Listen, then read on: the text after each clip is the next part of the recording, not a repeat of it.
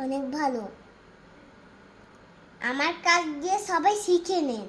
Hello বন্ধুরা, এই গরমে আজকে আমি বানাবো লেবুর শরবত।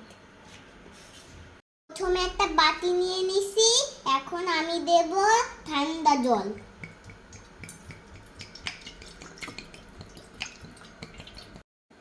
ঠান্ডা জল আমি দিয়ে দিয়েছি, এখন আমি দেব লেবু।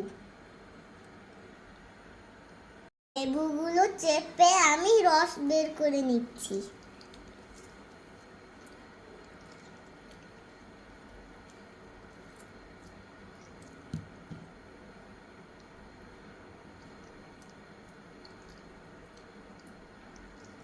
লেবু চেপে রস বের করে এখন আমি দিয়ে দেব লবণ,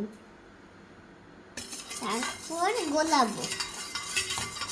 এখন দেব পরিমাণ মতো চিনি।